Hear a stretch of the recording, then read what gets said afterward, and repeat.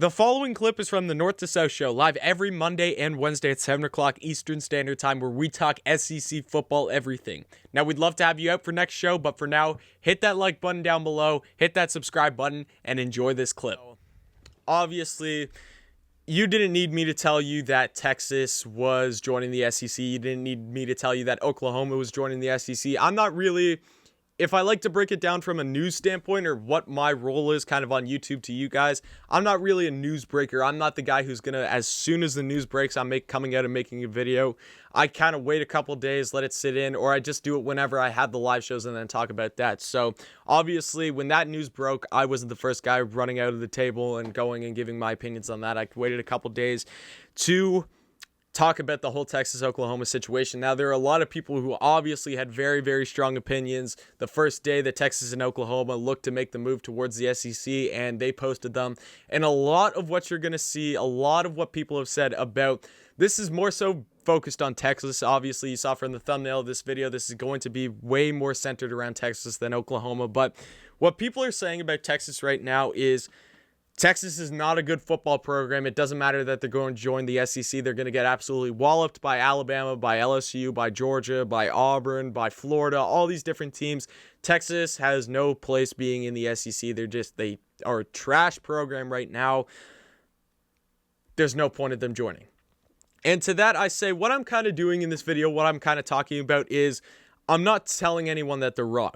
I'm not telling anyone that they're wrong because obviously that is predictions of you saying, or is your honest belief that you think Texas is going to be a trash program, and by the time they get here in 2025, they're going to be the exact same, and nothing will have changed, and Texas will still be losing some pretty bad games to Big 12 teams before they join the SEC. What I want to say to that is we have no clue how to predict really any team in college football for the next 4 years because there is still so much to be determined. Is anyone on the team that is currently on this Texas Longhorns team right now going to be on that team when Texas does join the SEC? No. Can we have any prediction on how Vanderbilt is going to be for the next 4 years? And finally, when they get to 2025, do we have any valid prediction on how Vanderbilt is going to be there? Now, you might have beliefs and thoughts and everything like that, which might be backed up by your stats and everything of how they've done in the past, but all in all, Vanderbilt could be the best team in all of college football going into 2025. It's unlikely, but who knows? We don't have time machines yet. We can't fast forward into 2025 and see who is at the top of college football, and more importantly, how is Texas football right now in 2025? We can't see it right now. So that's why I feel like people saying that Texas football right now means absolutely nothing coming to the SEC and they're just going to be a trash program is just absolutely ridiculous to me because, first of all, we talk about, obviously I brought up the absurd statement that what if Vanderbilt's the best team in all of college football? Now you take that from a standpoint of, okay, why is Vanderbilt not in a good position right now? They're not in a good position because overall, they don't have the money to compete with the other SEC teams. They don't have the fan base strength. They don't have the TV deals. They're not playing in big-time games every single day, every single Saturday. They're not getting the big-time recruits. They don't have the best facilities in the SEC. All this different kind of stuff makes an accumulation of why Vanderbilt is kind of in the situation they are in now. Now, obviously, Clark Lee's coming in, and he could completely turn that program around, and who knows? Again, 2025, Vanderbilt could be the best team in the SEC. We have no clue yet. But what my kind of point is there is pretty good reasons on why Vanderbilt is towards the bottom of the SEC right now. Now, Texas, why are they're not towards the bottom of the Big 12. Like, let's be honest, this team is still an upper half team of the Big 12. No matter how you feel about the Big 12, they're still in the upper half of their conference. Why is Texas struggling right now in terms of a college football mindset, in terms of they're predicted really high in the top 25 each and every season, and they never finish up to that expectation? Player development has all obviously been there. Coaching has obviously been there. Now, they're obviously trying to fix both of those things when they bring in Steve Sarkisian, and hopefully him and his staff are able to develop players a lot better because recruiting was not the problem at all in Texas. They always had great recruiting classes throughout Tom Herman's career at Texas. It was just player development and coaching and everything like that. They just weren't able to win some big-time games and really avoid mistake games and avoid slip-up games that really cost Texas towards the total of all their seasons. Now, what my point is here is, guys, the Texas Longhorns, that Texas logo and everything like that is a $1.1 billion program, the highest rated net worth value out of any college football team in all of college football. Guys, this is the Dallas Cowboys of college football. This is basically the Dallas Cowboys of college sports in general.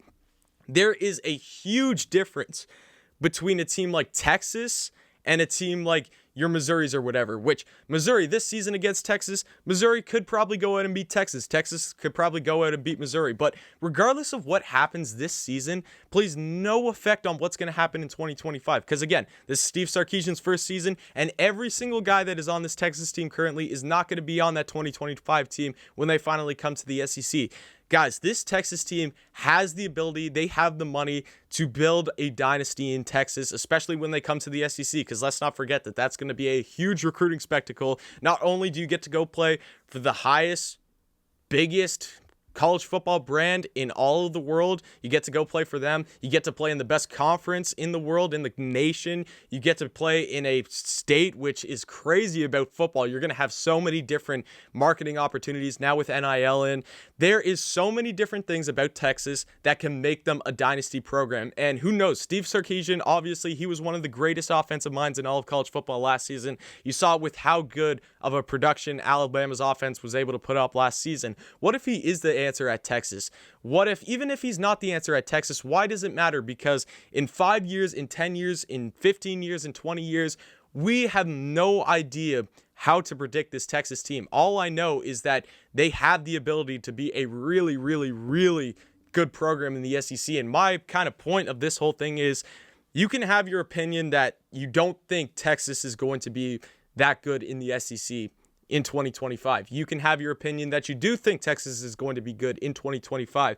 But to come out as confident and as cocky as some people are that Texas is not a good football program at all right now, and they're just going to be absolutely left in the rubbish in the SEC, is just completely absurd in my opinion. Because, guys, the number one program in all of college football in terms of money, and especially when we're entering the Moneyball era, when all this kind of stuff, this super conference stuff, this college football expansion stuff is happening, this NIL stuff, it's all favoring the teams with money, and no one has more money than Texas right now. So I just be very, very cautious if you are going out and you are spreading your opinion on Texas at all, because I'm not really spreading my opinion here. I think that Texas, obviously right now, I wouldn't say they're not one of the most premier programs in all of college football right now. Obviously, showed the last couple seasons, this team has lost some big games. They haven't been able to live up to expectation and everything like that. So I'm not speaking on Texas right now.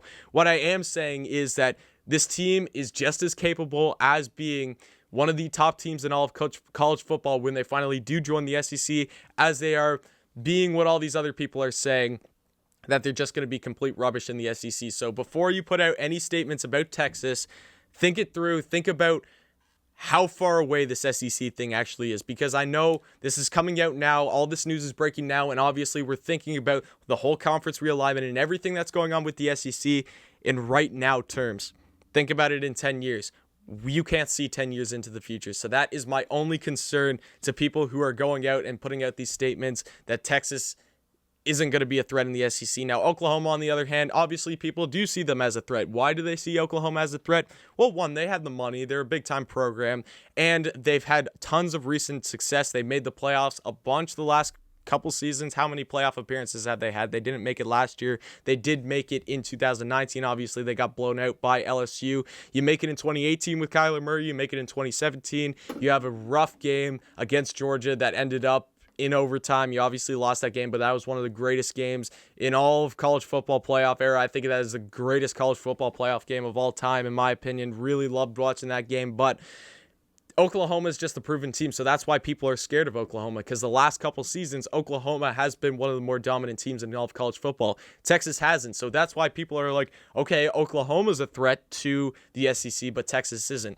Guys, I just warn you, I'll say it one more time, whatever is going on in college football right now, through this transition period where we don't know what the future of college football is. I just brought on Josh Pate a couple days ago talking about what his opinions were on the future of college football and everything like that. He was just like, it is so unclear right now. There's still so much to be said, so much to be talked about, that you really can't see what is going on in college football. You can't see towards the future in college football. So just be wary of what you're saying online. That is all I have to say for this segment. So that is going